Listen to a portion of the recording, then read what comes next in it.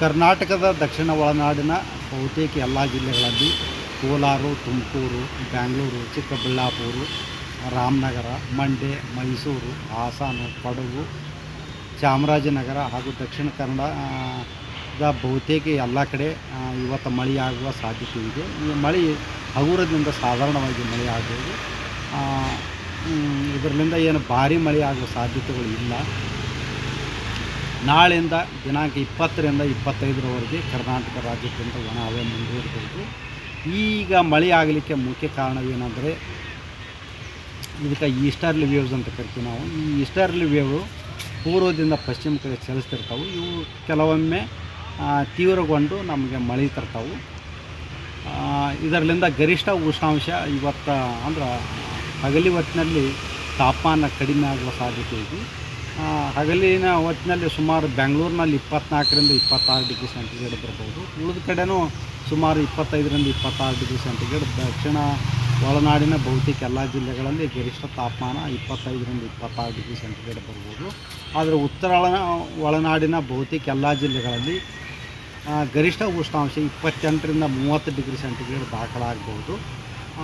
ಉತ್ತರ ಒಳನಾಡಿನ ಅಲ್ಲಿ ಕನಿಷ್ಠ ಉಷ್ಣಾಂಶ ಎಲ್ಲ ಜಿಲ್ಲೆಗಳಲ್ಲಿ ಸುಮಾರು 13ರಿಂದ 15 ಡಿಗ್ರಿ ಸೆಂಟಿಗ್ರೇಡ್ ದಾಖಲಾಗಬಹುದು.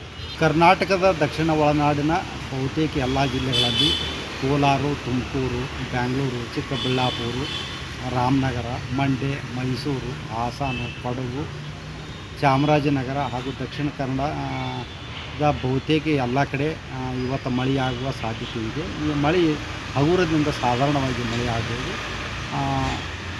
ಇದರಿಂದ ಏನು ಭಾರಿ ಮಳೆ ಆಗುವ ಸಾಧ್ಯತೆಗಳು ಇಲ್ಲ. ನಾಳೆಯಿಂದ ದಿನಾಂಕ 20ರಿಂದ 25ರವರೆಗೆ ಕರ್ನಾಟಕ ರಾಜ್ಯಾದ್ಯಂತ ಒಣ ಹವೆ ಮುಂದುವರಿಬಹುದು. ಈಗ ಮಳೆ ಆಗಲಿಕ್ಕೆ ಮುಖ್ಯ ಕಾರಣವೇನೆಂದರೆ ಇದಕ್ಕೆ ಈಸ್ಟರ್ಲಿ ವೇವ್ಸ್ ಅಂತ ಕರಿತೀವಿ ನಾವು. ಈ ಈಸ್ಟರ್ಲಿ ವೇವ್ ಪೂರ್ವದಿಂದ ಪಶ್ಚಿಮ ಕಡೆ ಚಲಿಸ್ತಿರ್ತಾವೆ. ಇವು ಕೆಲವೊಮ್ಮೆ ತೀವ್ರಗೊಂಡು ನಮಗೆ ಮಳೆ ತರ್ತಾವೆ.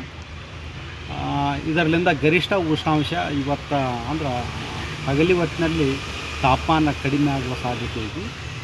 ಹಗಲಿನ ಹೊತ್ತಿನಲ್ಲಿ ಸುಮಾರು ಬೆಂಗಳೂರಿನಲ್ಲಿ 24ರಿಂದ 26 ಡಿಗ್ರಿ ಸೆಂಟಿಗ್ರೇಡ್ ಬರ್ಬೋದು. ಉಳಿದ ಕಡೆನೂ ಸುಮಾರು 25ರಿಂದ 26 ಡಿಗ್ರಿ ಸೆಂಟಿಗ್ರೇಡ್. ದಕ್ಷಿಣ ಒಳನಾಡಿನ ಬಹುತೇಕ ಎಲ್ಲ ಜಿಲ್ಲೆಗಳಲ್ಲಿ ಗರಿಷ್ಠ ತಾಪಮಾನ 25ರಿಂದ 26 ಡಿಗ್ರಿ ಸೆಂಟಿಗ್ರೇಡ್ ಬರ್ಬೋದು.